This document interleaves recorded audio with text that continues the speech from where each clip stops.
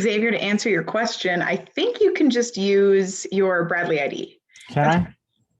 that's my plan. Yeah. Okay. Cameron or Caitlin or Judith, have you guys gotten vaccinated yet? No, I haven't. No? No. I'm getting my first shot tomorrow, actually. Okay, what's your plan for your proof of living here? Like, are you just going to use Bradley ID or? I don't think we could use Bradley ID as like a form of other. I don't think we could use it outside of Bradley. So I'm probably going to just use my passport. Yeah. Okay. I live here, so I was just going to use my ID. Okay, that works for you. Yeah, I know that you need to, so I obviously have my ID, but it says that I'm in Minnesota, so I don't know if that affects anything. So I guess Xavier, I have no idea. Isn't all places that they're requiring us to show ID? Because I heard some people actually did just register for theirs and then they got the vaccine. I don't know if that's the same way in Illinois.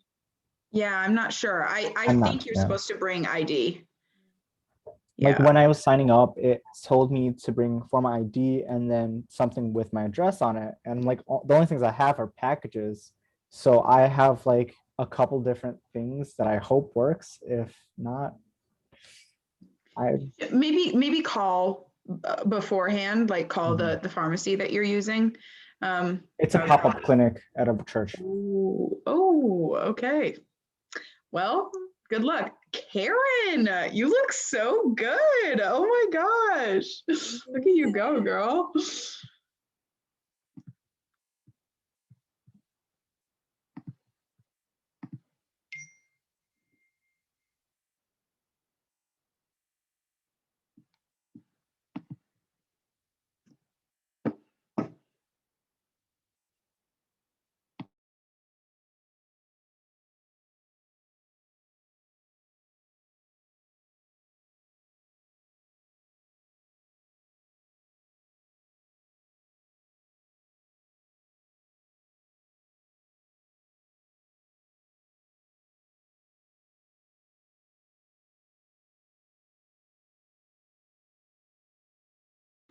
Karen, where should people be sending their IDs? To you? Awesome. Okay, so everyone send your IDs to Karen.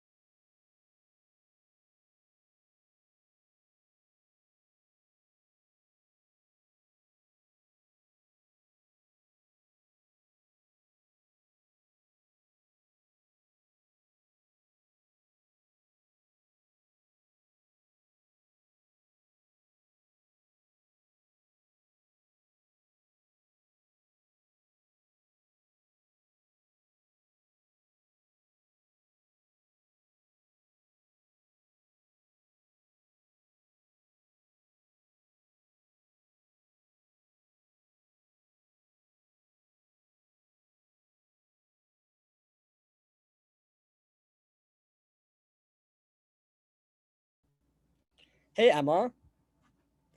I was wondering, I did not get the email for GA today. So I'm very sorry about that. Are a lot of people having that issue? I thought I emailed everybody, but maybe you weren't on the list. Very sorry about that. I think David's reminder emails must have stopped a couple weeks No ago. worries, it's not a big deal. I just wanted to let you know. Thank you. Yeah, I appreciate that. You should continue to get them throughout the rest of the year. Today was just an off day. David is off getting a national ranking for speech. So speech team, as far as I know, is doing really well. So send your good vibes over to them right now as well.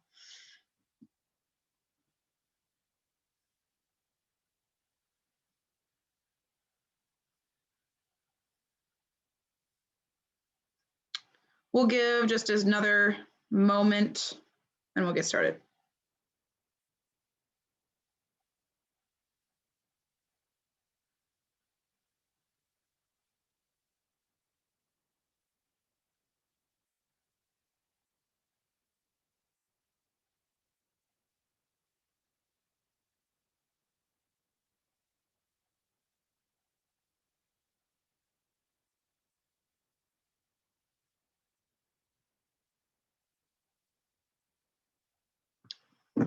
I can, Karen. Thank you.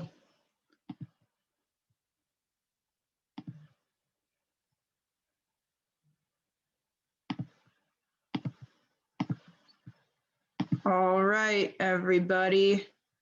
I get a trial run here with being speaker. David is out right now, so we will get started. I call this meeting to order at 5:01 p.m. Make sure you send your ID numbers to Karen for roll call. There are no guest speakers today. Does anybody have any issues with last week's minutes? All right, sounds good. So first things first for department reports, Josie Ward. Hello, everyone. Happy Monday. So we've been looking into the housing and graduation dates, which Nick on my committee brought up, and we've been looking into drop dates, which was Jordan's constituency report. My committee will not be meeting today after GA, but they will be receiving an email, which I already sent them one email, but they'll be getting another email. So that's all I got today. All right, and campus affairs with Harini. All right, so we have a printer at a Beck. So it's a black and white printer that's in the engineering dean's office. So that would be the second floor. And they have another printer on the third floor. It is not very visible as stated, but that's where the easiest access is. Sorry.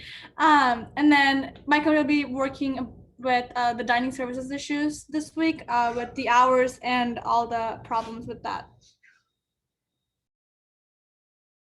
Yeah, that all got crazy, didn't it? Oh my gosh. So, and really quick question with that. So are those printers available for all students to use, not just engineering students? I'm not sure about that part. I have to get that checked. Sounds good. Campus affairs, campus safety and community relations, AJ Fidanzo. So Brian and Peter created an infographic talking about vaccinations and students. This has been shared with PR.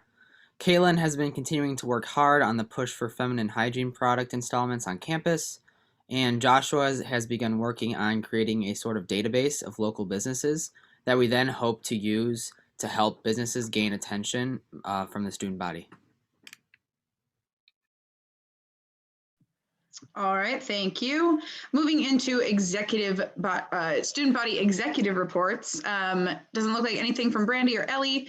On behalf of David, Tom Coy, our wonderful advisor, will be our speaker on the 19th. I am blanking what we talked about you talking about, Tom. So it'll be a surprise for all of us.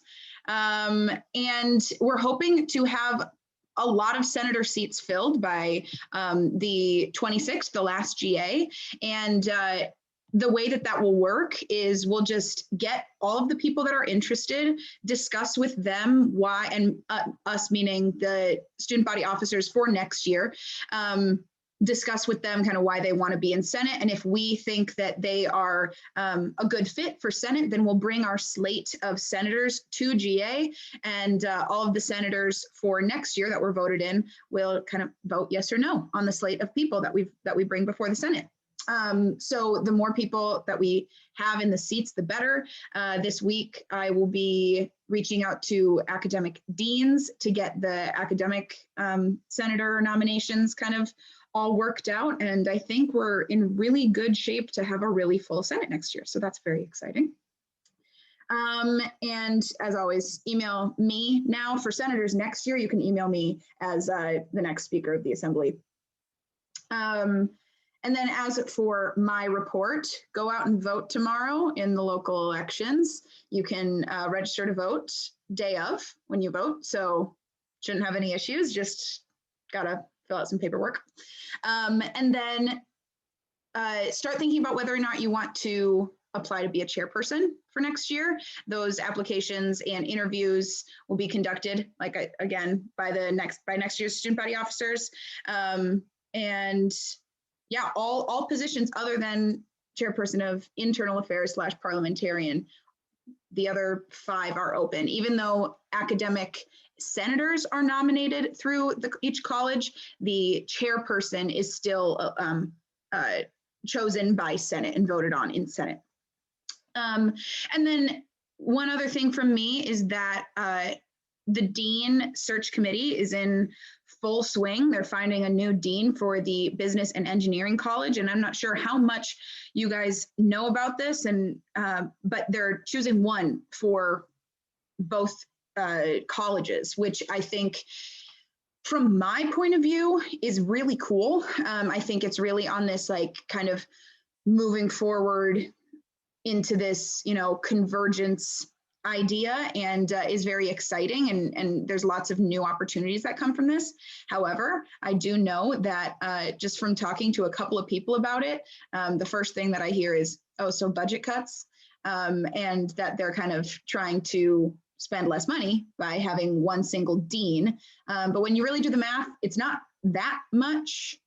Maybe not that much, it's not saving that much money, but then at the same time, maybe it's just a extra little side thing that's a benefit of it, is that it saves some money. But I was just wondering, have you guys heard anything about it? Is there any talk among students about kind of who the applicants are or anything like that? I haven't heard anything, but I do know that they like have those interviews going on. And I think it's like similar to chairs, how they like have like an election process essentially, and they pretty much vote on it. That's what I think it would be, because that's how like chairs work.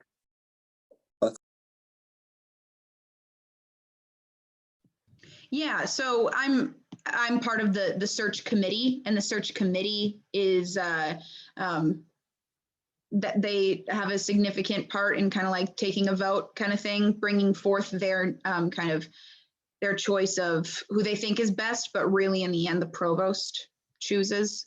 So I was just kind of wondering what people were thinking. It'll be interesting. I think my biggest worry is finding someone that knows both engineering and business, because any business or engineering student, and honestly, anybody could really see that business and engineering are 2 very different things. So that's all that I have. On to advisor reports with Tom Coy. Hello, I hope everyone's having a good day. It's crazy that it's 5:08 and we're getting to my report. Must be towards the end of the year. Want to give some updates. Again, sorry I was not there last week. I was away on vacation, and so that's what I was doing. First up, picnic tables on campus. The good news is that through SABRC funding, we ordered 10 tables, and so those tables have been ordered. The bad news is that they will not arrive till July. There's a long-term shipping, everything else process with them. Plus the tables are heavy and crazy, so it's going to take a little bit of time for them to get here to campus. So we'll just deal with that, but they will be here for the fall semester and through most of the orientations in the summer, which will make campus look really awesome. Now, so there was a total of roughly $35,000 that SABRC was playing with, trying to figure out ways to spend. The remainder of that money after those 10 tables is going to be spent on water fountain refilling stations for water bottles on campus. I should have the list of where all the locations on campus will be by this Friday, so I can share that out next week at Student Senate, so I can update where that goes. It fits really well into the mission of sustainability and is a great usage of the student funds, and that is kind of something that came from Student Senate as well as SABRC. So just wanted to update you on that because those water fountain filling stations are very expensive. I think I've talked about this before, but the primary focus areas being Olin Hall and Bradley Hall for getting initially water fountain stations. This is another, I can't remember if I told you or not because I took a week's vacation, so things got weird.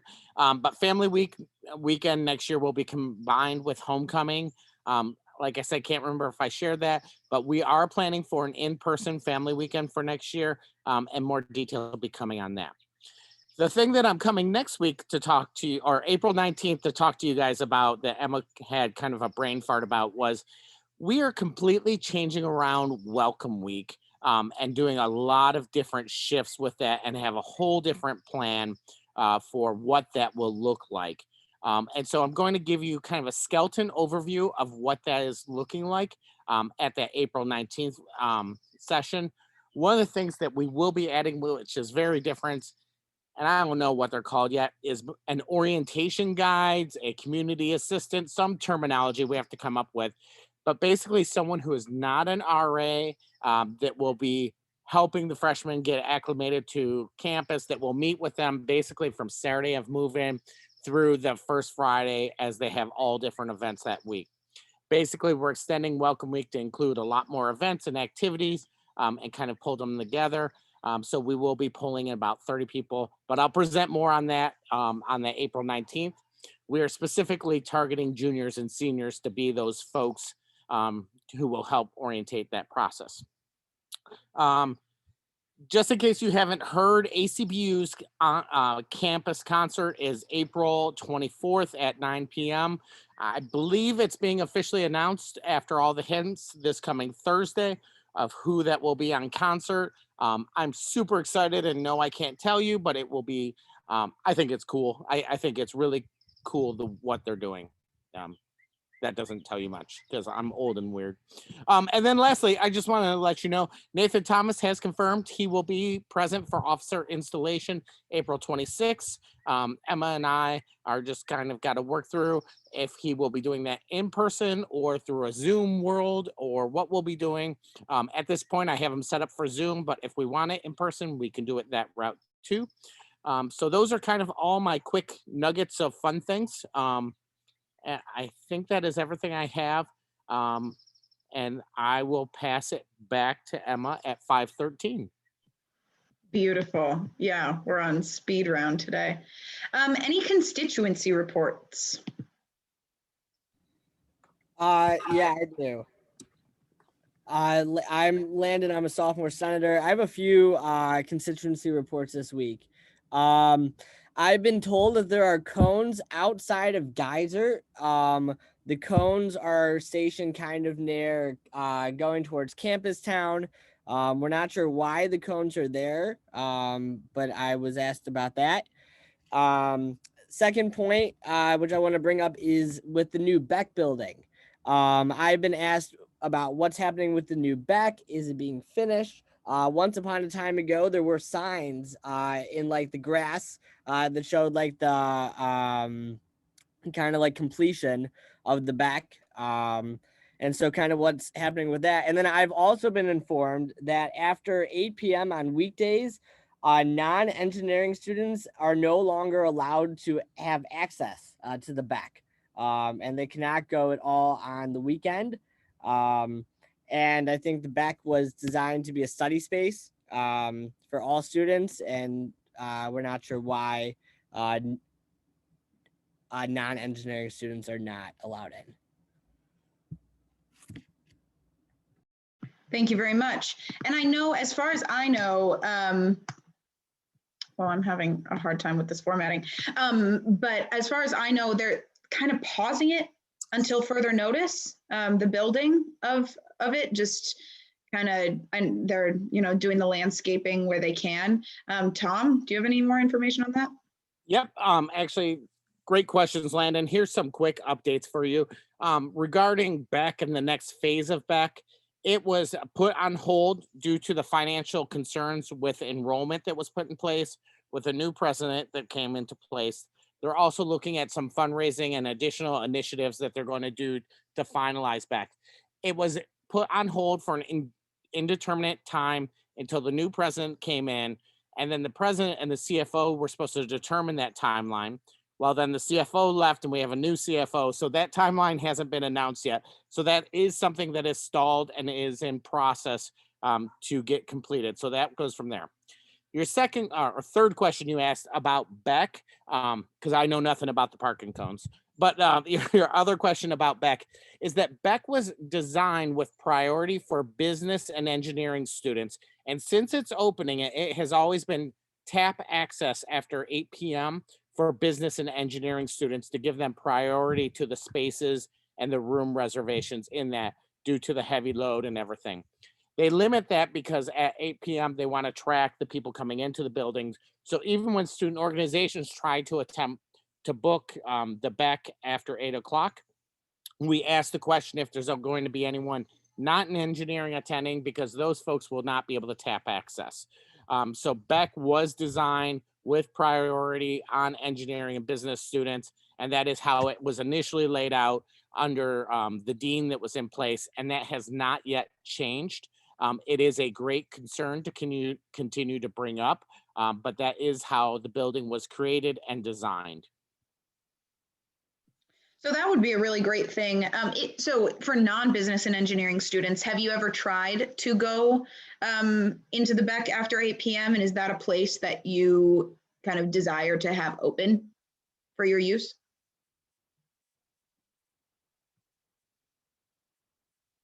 I think if it was certainly an option, people would definitely utilize it, because I've heard there's a lot of great study spaces in there. I think also the biggest part is that it's not open for on the weekends at all. I don't know how much people would use it like after 8 on weekdays, but more the weekends. So it's not open for anybody? I guess I'm Well, surprised that I've never for even business tried. and engineering students, it's tap access on the weekends, but it's not open for the regular student body. Thank you, everybody. Any other thoughts on that? Emma, I'll just share one of the big reasons too that it was closed down like that is because the value of some of the equipment that is in the building, and the building being quote unquote unsupervised with access to some of those spaces. So that was part of it with the digital monitors, everything else with that. But it's good to pursue and look into it. Absolutely.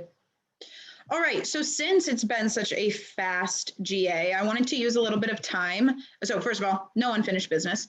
And as for new business, I just wanted to take some time to have a little bit of a discussion and kind of review the past year, look into the future. So feel free to answer any of these questions at any time, but I'll kind of take it question by question. When signing up for Student Senate and when pursuing a position, what did you expect it to be?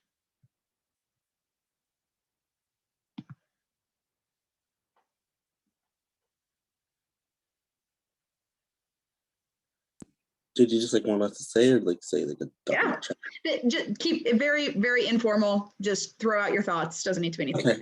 Okay. When I joined Student Senate about 6 months ago, I didn't expect, like, I knew I could be a voice, but I didn't know how much of a voice I could be for students on campus, and that really does help because sometimes I get information that other students may not have, and I can relay those to other students.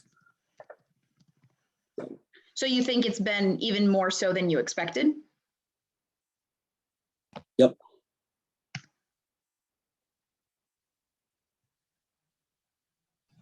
I expected it to be like the student government in high school, like how where they like take care of everything that goes on the high school, or like events that happen in high school. And I can say like that's pretty similar to what we do. Like we like take charge of everything going on in Bradley and like bringing like new things to Bradley and stuff like that. So you think even though we aren't an event-based organization, you think that we do have you expected that we were going to have an impact on the school, and that kind of happened, you think? Yeah, I know it's much more bigger, and in high school it's like where they're controlling everything that goes on during the in high school and everything. And even us, even though we're not in a event-based organization, we still have had a lot of changes happen to Bradley. Awesome, thank you.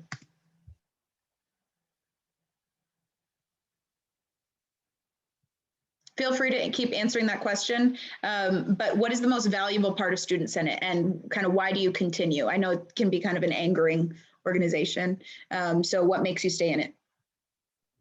Hands down, bar none. Meeting other like-minded students and people with different experiences than I have. I've met people from different majors that I might not normally encounter. That's awesome, thank you. I personally keep going because I want to have a voice in everything that goes on with Bradley, and I feel like since I'm going here, I might as well want to change things for the better.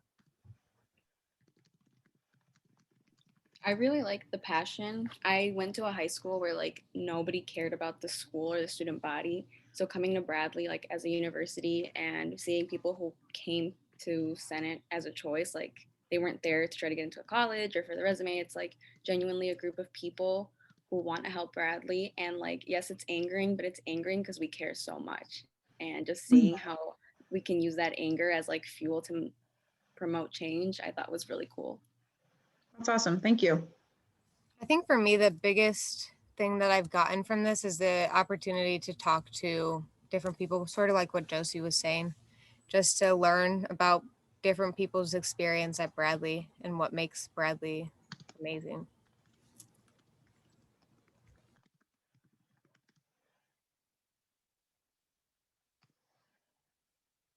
This is a really weird side question, but there's a lot of positivity coming out of these answers, and what makes Bradley amazing, passion for making our school better.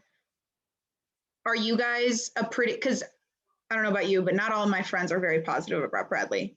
Do you guys kind of identify yourselves as a very, very pro Bradley, very kind of filled with school spirit, love the school that you go to? I always tell the story that I hated it at Bradley my first semester. I was I need to get out. I hate it. And now I adore it. It's my favorite place. So that definitely took me a while, but so I call myself a very kind of pro Bradley person.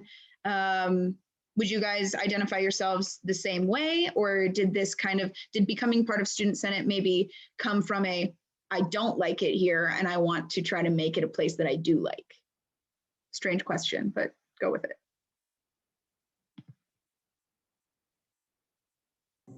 Yeah, I can talk about this a little bit. I'm personally more of a pro Bradley type of person, but considering most of my friends are because I'm a freshman too, so you have a lot of people that aren't used to what university is supposed to be like, and especially since having your first 2 semesters be completely online, there's a lot of negativity that surrounds that, and a lot of my friends are already transferring after a year here, not having an experience that they think is suitable for college.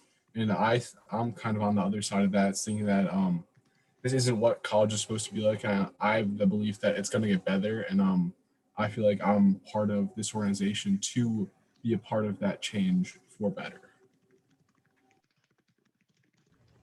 Also, from the freshman perspective, I have kind of noticed that everybody I encounter loves Bradley, but I kind of feel like I haven't quite found that passion yet. And so I decided, I guess, to stick it out because I feel like it will come later, and then being a part of an organization where I can learn more about what's happening might help to enhance that as well. Yes, Grace, stick with it. I'm not kidding you. I hated it so much. But so yeah, I had a follow-up, but Jack, if I think of it, I'll shoot you a message in the chat or something. I was going to say I'm a pretty pessimistic person, so I complain a lot about Bradley, and I'm the kind of person who's always just I hate it here, but I don't hate it here. I like complaining, and Senate kind of just made me be kind of like a sibling thing where you're just I hate my siblings, but if someone makes fun of them, you're don't talk about my siblings like that. Same energy towards the school, because I'm just it's a family. We're all buddy here. The professors are cool, but there's always something that's going to annoy you. And it's like, it's school at the end of the day. Nobody is in love with school. So, you know, it's a place to hate, but like nobody else can hate it but the people who go here. So Matt, would you be able to explain what is the difference between Bradley and the administration? What makes you love Bradley, and what lets your brain divide those two things? Does that make sense?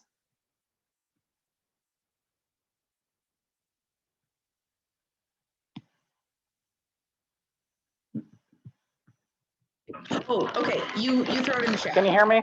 I can, yeah. Okay, great. No, see, when I say I love Bradley, I'm talking about the people here. I'm talking about the professors. I really like the classes. I like the way teachers teach them. I love the community. I love the organizations on campus. And that's what made me choose Bradley. I didn't choose it because I didn't know anything about the administration, but the decisions they've made to restrict things and the lack of communication for those decisions has been incredibly frustrating. And that, for me at least, was my drive to join Student Senate, because Bradley is an amazing place, and not because of the administration. We're an amazing place despite the administration.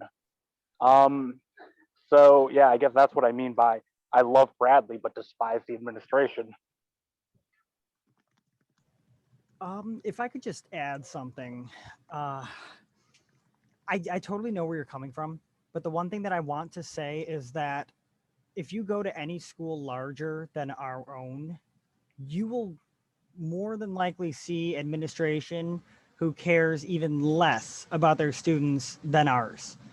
Like, I know that it totally seems like they don't do anything for us, but they actually do a lot more for us than a lot of bigger universities do for anyone. So that's why I just want to play devil's advocate there and throw that out there, because as, you know, someone who has seen both sides and has seen like the larger schools, and I've talked to tons of people who say that like they're pretty much out for themselves in larger universities. So the fact that we are even able to communicate with, you know, administration, and we're able to kind of share what's going on and what the student body feels is pretty big, because by no means do they even have to do that. I mean, if you look at it from the perspective of a business, yes, it is in their best interest to do what will make us satisfied, but they don't even have to do that. So that's just why, especially, you know, the fact that they don't have, you know, the state funding and everything, they are doing better than most schools do. So I have a question for you guys. When people ask you what Student Senate does, what do you say and how do you say it? I say, unfortunately, Student Senate really can't do anything. That's how it feels a lot. Obviously, that's not totally true. We've done a lot, and we've done some good things. But I guess when I joined, the fundamental changes I was kind of hoping for didn't really happen. It still feels like we have no influence on, and I know the administration is such an easy buzzword to blame everyone on. Obviously, not everyone in the administration agrees with every decision. There's a lot of people involved, and it's more complex than just saying the administration is bad. But I don't remember where I was going with this. Oh yeah, I think I get your point though. We can't do much. Yeah. First of all, Matt, really appreciate your honesty. Everybody, I hope you take notes on Matt's abilities there. I love that. What else? I typically just highlight different programs that I know that we've done. So one of the things that I highlight is I'll say like, yeah, like we were pushing for pass fail, or I'll say Student Senate is responsible for bringing condoms to campus and things like that, that like it might sound a little weird, but I think that a lot of times when explaining, I find it's easier to just give a solid example of something that we can do and then kind of explain the work that we continue to try to do. Because going into like explaining GA and explaining how everything works, I don't really want to do that with them. I just want to show them examples of how we've been effective and what we're trying to work on and what we're trying to change. We advocate. Yeah, I was gonna say something similar, just that we're here to listen to the voices of students. I think, and this gets to what point that Matt was making, we act more as an advisory board than an actual committee. We speak to the wants and needs of students, but we don't have any organizational strength to create change in and of ourselves. We really are an organization that sort of compiles student views and brings them to the attention of administration in hopes that they take action. Yeah, that was really well said. I love we are a group of student leaders, because let's like, we are this group of people is where you come if you want to be like a really great leader, and if you want to like do like real authentic change. And it's just like, we've got some of the best students at Bradley here. I mean, a super biased opinion, very, very biased, but I agree. That's awesome. I'm going to keep going. What do you think has been the biggest downfall or disappointment in being in Student Senate? That no one's fault, but that it's all been virtual this year. I think the provost just being difficult really put a damper in my or rained on my parade, just because I was so excited to do so much. And at least last year in Senate, we were able to attempt to do a lot of stuff, but this year we were just kind of shot down the second we had any ideas. Hearing from people that Student Senate can't do much because of pass-fail didn't go through. So kind of as your first, because you're a freshman, just so everyone knows, because that was kind of the first thing that you guys saw, then it became like the veil that was put over Senate. Is that kind of maybe how it went? Yeah, pretty much. I know this isn't much of a disappointment, but like what Xavier said, when we did have those non-mental health days and we brought it up to the administration on the opposite side, we were able to talk to them. I don't know where that would go under, but it's not much of a disappointment, but I was just gonna say, at least we were able to do that. And now, like, I know my professor reached out to me about that for sure. But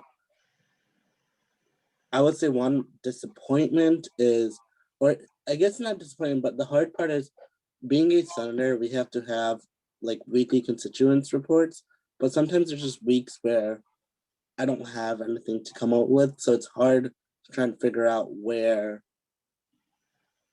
like, sometimes I just don't have a report, but it's hard to try to figure out how to figure out a constituency report.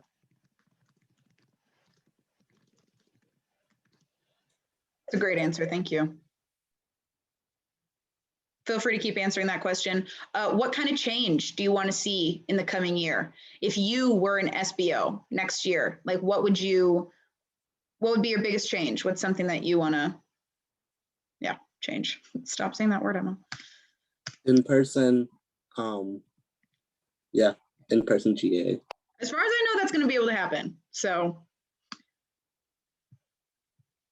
So I want to, okay. One of the things we could do as Senate is, I know we handle like a lot of business and I know we do a lot of serious stuff, but I think one thing we can really do is just try to integrate some more fun into it and like actually get to know each other. And maybe just once in a while, just leave the business out of it, leave the serious side out of it, and, just actually have a little fun and get to know each other. Yeah, that's a good question, actually. Maybe a raise of hands if I can see everybody. Would people participate in hangout groups and things like that? Because there have been times in the past, yes, I love to see the hands raised. There have been times in the past where people don't show up to things or don't sign up to do the, oh yeah, the raise hand feature. I like that. But anyway, I think that'd be super fun. Yeah, and exactly, Ellie, you're totally right. Where it's when you're in person, you can say hi to someone on your way out or whatever. Other changes. Going on with that, we could also do I know a lot of organizations have retreats that they go to, at the beginning of the year or beginning of the semester. So I mean, I don't know like our funding, but if you can get like a retreat to like with the chair people and the cabinet. Definitely something that I want to do. Yeah, like a, you know, big Saturday or some afternoon where the entire Senate gets together and really like understands how the year is going to be run. I get very excited that, and Aaron and I have already talked about that, so that's definitely coming. Yeah. Any other changes? And then the last question is, how can we get more students to fill seats? What would draw them in? What is the motivator that would get people to commit? So if I can kind of just talk on this point, you know, I feel like in terms of like Greek life, for example, what we tend to do is like, you know, we like as a whole, I guess, during that like opening week of that, where like all the students are kind of going and like visiting all these clubs and stuff like that, we all kind of like, you know, show up and represent ourselves. And I feel like in a way, I feel like Student Senate really does have to kind of push for more representation, especially like Welcome Week, because, you know, we should be there when like everyone's kind of coming back to campus and stuff like that. And when like new students are arriving to campus, and kind of like show them that we're real people. Like, you know, you could come up to us, talk to us and stuff like that. We're not as distant. We're not this like, you know, mythological, you know, entity that like, you know, just exists like on campus, but actually show them that we're real people and we're people that will kind of listen to any concerns that they have.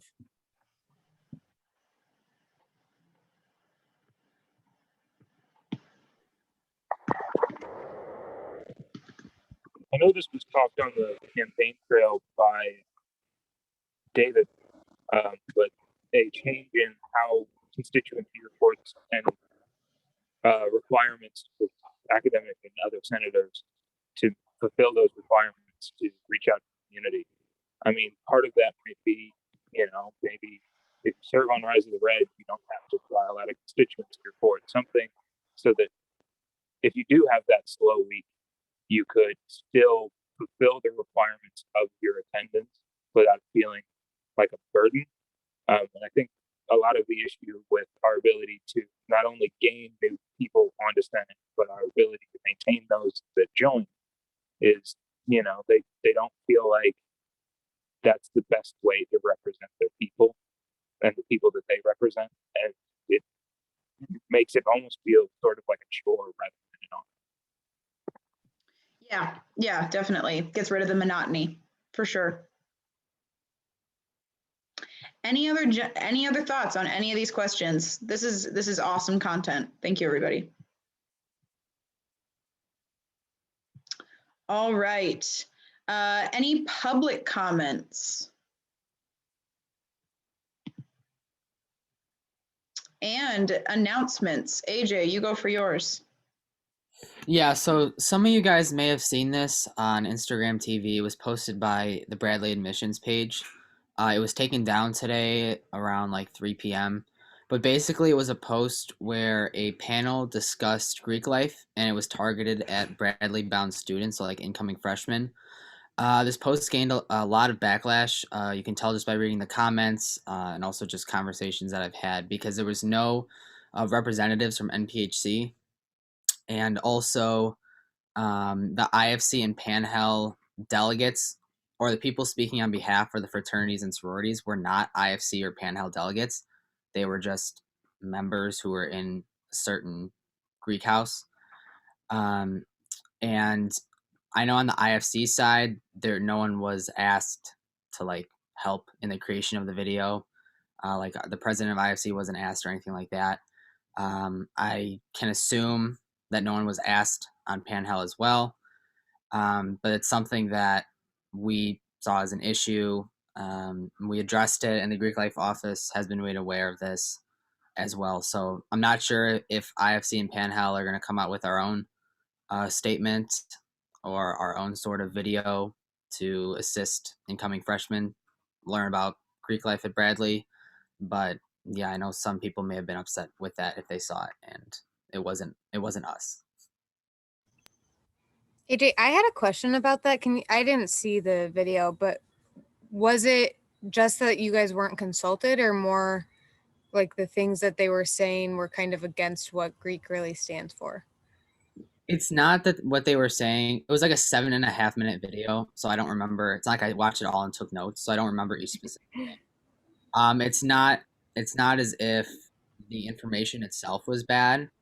It was their IFC and Panhell. We have obviously elected representatives to do for the sole purpose of speaking on behalf of us, right? And if we're speaking to parents about issues, for example, about like what sort of risk management policies does the university have, well, then that should come from me as a director of risk management, not just some person in Greek life, right? There are specific positions for this stuff. So that's why IFC and Panhell, some people were a little upset about it. And then NPHC, like I said, they weren't even represented. Like there wasn't even anyone in an NPHC organization, anyone in the Divine Nine that was actually even welcome there. So it was just, it seemed really rushed, really put together randomly. And yeah, did that answer your question? Yeah, absolutely. Thank you. And you said it was put together by Bradley Admissions, correct? Yeah, it was posted. Was it maybe some stars? Like, did they only ask stars? Okay. I don't think so. In the Star Facebook group chat, I'm reading this from my IFC chat.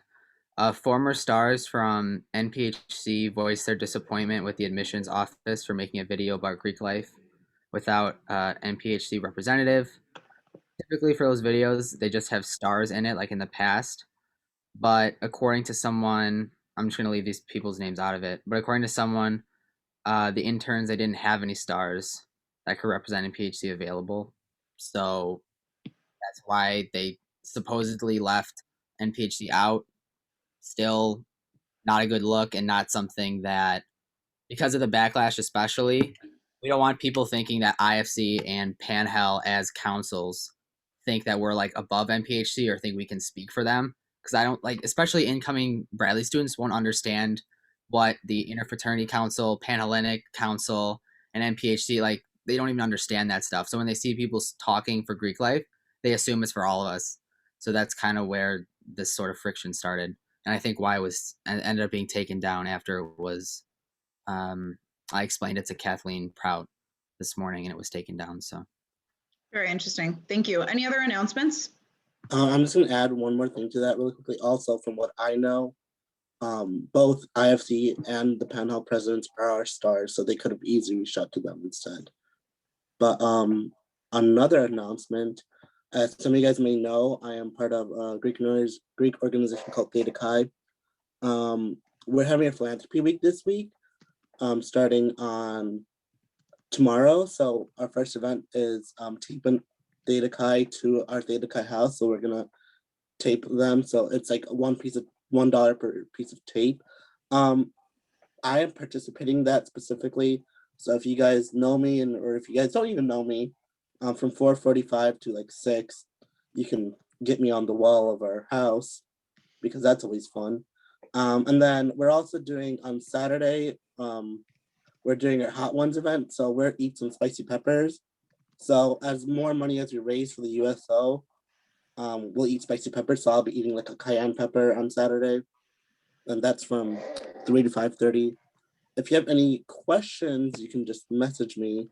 And we have Carolina Reapers and Ghost Peppers also set up. So if you guys like watching in pain, we love supporting our philanthropy. And if you guys want to support our philanthropy, I'd reach out. Everything is going to be live streamed on our Instagram page.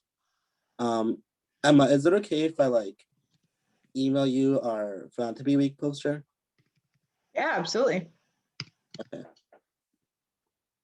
Our Instagram is Theta Chi BU, uppercase B, uppercase U, and uppercase TH.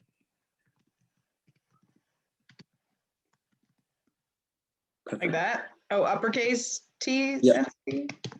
Yep, and uppercase C. Thank you. Any other announcements? Fun things going on campus?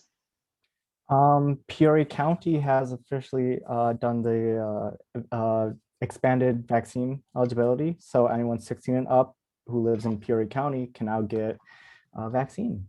So So that's cool. Yeah, and for me, it was super easy to go through Hy-Vee. So try out Hy-Vee. I'm getting vaccinated on Thursday. Very excited. Okay, awesome. I had a quick announcement. Sorry. Yeah, go for it. The International Student Association is having a meeting. It's Friday, and it's just a general meeting, and you can come in and talk about your culture, or like just talk about yourself, or just get to meet new people. And what group, what day and what time? Oh, it's this Friday at 7 p.m. I think the Hilton Happenings posted it on their page as well. And what group is this for? Say it again. ISA. Sounds good. Yeah, go check out Hilltop Happenings. I love scrolling through and seeing what's going on. Landon, did you have one? Yeah, quick announcement. I'm attempting to start a scuba diving club at Bradley University. However, am having some trouble locating students who scuba dive. So I'm going to drop my number in the chat if you could put that in the minutes. And then if you know anybody who scuba dives, let me know. And I'm looking to get this club started. So you need previous scuba diving experience is what I'm gathering. Or I guess if anybody's even interested, I believe to start a club, you need 3 people and a faculty advisor. I have found a faculty advisor who would assist, but I still need students to help with the representation. So I have to ask, what's your plan? How do you have a scuba diving club? Are you using the pool? So I think it'd be more, we'd try to attempt to go to local quarries or even plan scuba diving trips. There are very affordable options out there if you look in the right spots. And so I think it could be really something really cool. Absolutely. When you do it, let me know how that goes. I will not participate, but good luck. All right, any other announcements? All right, we adjourn at 5:47, and I have not put you guys in breakout rooms yet. So sit tight and we'll get you in breakout rooms. If you could put your letters in the chat, that'd be great. In your name, not your chat.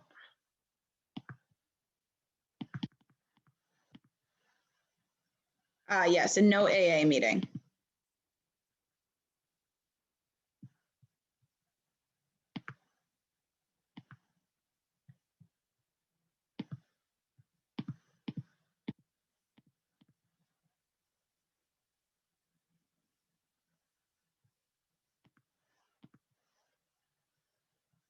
Just ignore what I'm about to do.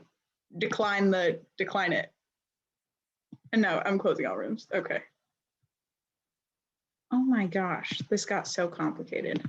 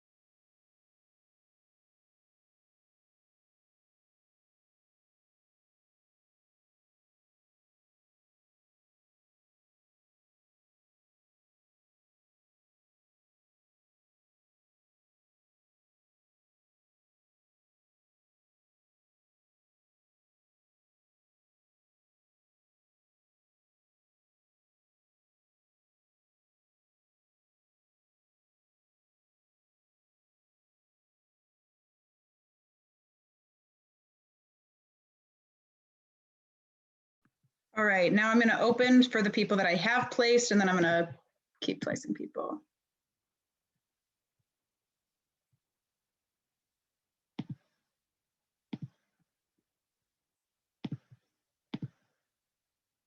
Ellie, how's Gus doing? Clearly he's content. He's looking adorable.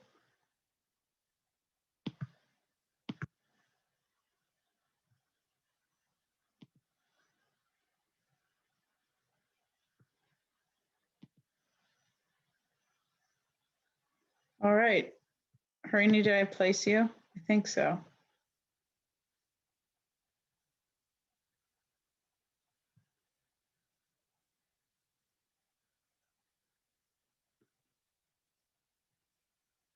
Aaron, oh yeah, I told you to stick around. Sorry. Okay, so Ellie, we're all good. Sam, we're all good. Aaron, only thing that I have